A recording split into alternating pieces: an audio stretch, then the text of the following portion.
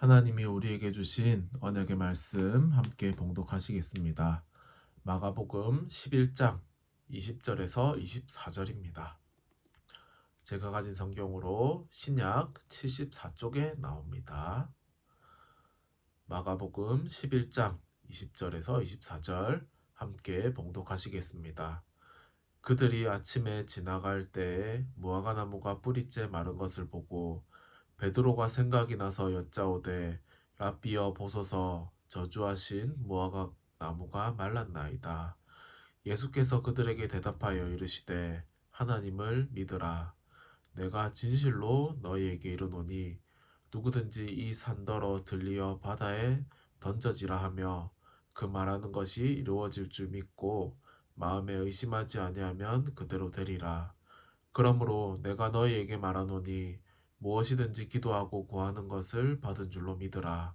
그리하면 너희에게 그대로 되리라. 아멘. 기도수천 말씀의 제목은요. 기도는 산을 옮긴다 라는 제목입니다. 근데 우리 기도수천 말씀 보기 앞서서요. 강단 말씀 먼저 확인해 보겠습니다.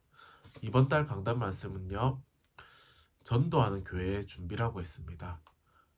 먼저 우리 지난주에는요.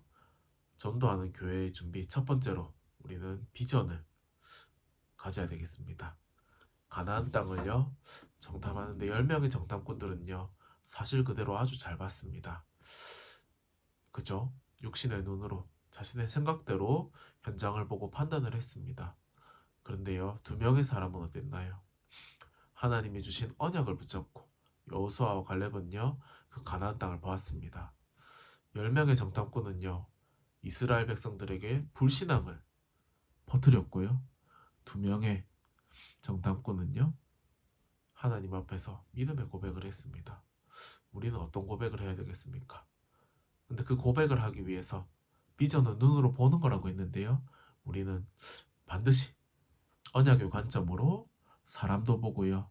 사건도 보고요. 현장도 보고요. 모든 것을 볼 수 있어야 되겠습니다. 그리고 이번 주에는요. 전도하는 교회의 준비 두 번째 지도자입니다. 우리는요 정말 후계자 여호수아처럼요 하나님이 주신 그 분명한 언약 붙잡은 그런 후계자를 지도자를 세워야 되겠습니다. 틀린 지도자로 인한 영적 결과 어떤 결과가 있었습니까? 영안이 희미한 지도자 시대 때는요 정말 하나님의 음성을 제대로 듣지도 못하고 언약궤 옆에 앉아 있다가 결국 자기 침소에 누운 엘리 시대 그죠? 그때는 침략 시대였습니다. 침략을 당할 수밖에 없었지요. 그리고 요 불신앙에 빠진 지도자의 시대, 소통이 막힌 지도자의 시대, 정말 이런 불신앙과 소통이 막힌 지도자를 통해서요, 정말 영적인 결과는요, 후대들이 고통받게 되고요, 국가 전체가 고통받게 되는 그런 시대가 열렸습니다. 근데요, 정말 우리는 그러면 어떤 지도자가 되고 어떤 지도자를 세우고 어떤 지도자를 도와야 되겠습니까?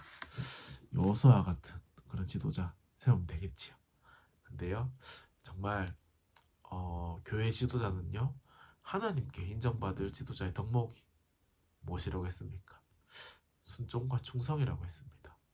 우리가요, 정말 내 생각과 다를지라도 하나님의 말씀에 순종할 수 있어야 되겠습니다. 그리고요, 순종하라고 주신 그 말씀을 받았으면요, 우리는요, 정말 충성할 수 있어야 될 것 같습니다. 그리고요, 현장을 살릴 수 있는 지도자의 덕목은 무엇입니까? 믿음과 용기라고 했습니다. 그리고 교회를 이끌 수 있는 지도자의 덕목은요, 신실과 모범이라고 했습니다. 정말 우리가 하나님 앞에서요, 정말 신실하고요, 우리 후대와 성도님들 앞에서 정말 모범이 되는 그런 중직자, 그런 목회자, 그런 전도사들이 서야 될 것 같습니다. 그리고 자신을 이길 수 있는 지도자의 덕목은요, 갱신과 겸손이라고 했습니다. 우리는요, 자신의 문제를 알고 자신의 연약함을 알고 부족함을 알고요, 정말 갱신할 수 있는 그런 지도자로 서야 됩니다. 우리가 어떻게 완벽할 수 있겠습니까? 우리가 대단하면 얼마나 대단하겠습니까? 하지만요, 정말 우리가 후대들 앞에서, 성도님들 앞에서 정말 믿음을 가지고 갱신하는 그런 모습을 보일 수 있다면요, 후대들이 정말 하나님 앞에서 더 잘 서지 않을까 하는 마음이 듭니다. 그리고요, 우리는요, 하나님 앞에서 정말 겸손해야 됩니다. 그죠? 우리가 뭐 대단한 게 있습니까? 저는 저번 주죠. 학교에서 캠프 기간이었는데요. 참 전도하는 게 너무나 힘들었습니다. 근데요, 그 가운데서 하나님이 나를 통해 또 구원의 역사를 이루시는 것을 또 확인했습니다. 제가 부족한 걸 너무나 잘 알기 때문에요.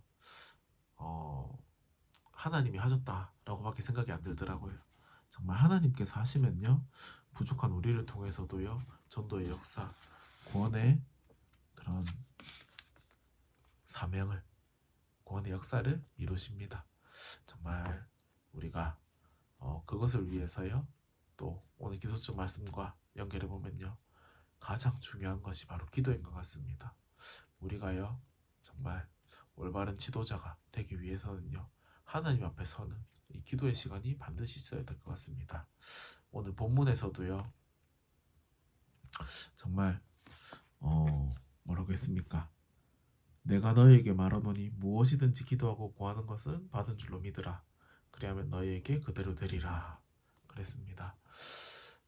근데요, 우리가 어떤 기도를 해야 될까요? 그게 너무나 중요할 것 같습니다. 하나님의 계획과 맞는, 언약과 맞는 기도를 할 것입니까? 아니면은 내 욕심에 따라 어쩌면 기복적인 기도를 하실 겁니까? 그것은요, 정말 하나님 앞에서 우리가 응답받고 인도받아야 될 부분인 것 같습니다. 기도는 산을 옮긴다고 했습니다. 근데요, 우리가요, 정말 하나님의 절대 계획 속에서요, 복음을 회복하고요, 교회를 회복하고요, 전도와 선교, 정말 후대의 회복, 정말 이것을 누릴 수 있다면요, 정말 우리 후대가 노예가 되고요, 전쟁도 하고요, 포로가 되고요, 속국이 되고요, 나중에 유랑민으로 흩어지게 되더라도요, 정말 하나님은요, 노예된 이스라엘을 출애굽시켰고요, 블레셋과의 전쟁을 이기게 하셨고요, 그리고요, 포로되고 속국된 곳에서 소수의 렘넌트를 통해 세계복음화를 하나님은 하셨습니다. 우리는요, 정말 그 하나님을 믿어야 되겠습니다. 그 하나님께 기도해야 되겠습니다. 첫 번째로요, 기도가 산을 옮긴다고 하신 이유가 무엇입니까? 바로 기도할 때요, 성령이 역사하시기 때문입니다.